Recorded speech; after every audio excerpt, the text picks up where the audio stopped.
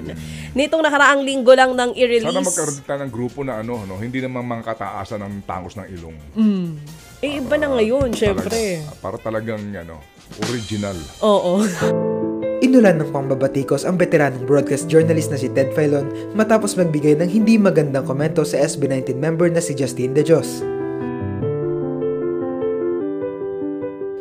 Sa programa ng naturang journalist kasama si DJ Chacha, ibinalita nila na nagtrending ang first live solo performance ni Justine sa Sunday Noontime Show na Asap Natin To matapos kantahin ang unang single na Surreal.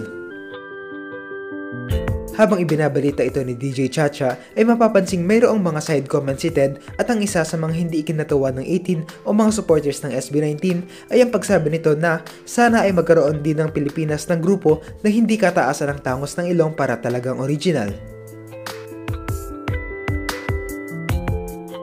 Sa balitang entertainment, nako, nag-number 1 sa trending list ng X si SB19 member Justin sa kanyang first live solo performance. Pilipino ba yan? Oo, Pinoy yan. Ang pogi, di ba? Hindi, kala ko kasi... Cutie-cutie. Gusto kita makita ang ganyan ang kulay ng buhok. Grayish yan eh. Ash gray blonde, ganon. Uso yan. Sige. Laman ng pagtatakip. Eto na nga mga kapatid. Ang kanya pong performance sa Asap Natin ito ay trending. Tinanghal ni Justin ang una niyang solo single na Surreal. Okay. Pinuri naman ng mga 80 ng napakagandang boses ni Cha. Kwento ni Justin, inspirasyon niya sa awitin ay ang mga magagandang all original bagay. Yan, All original. Oo, all original yan. Yung kanta ka ko. Even si Justin, in fairness. Inspirasyon niya po sa awitin ay mga magagandang... Inspirasyon niya mga Koreano.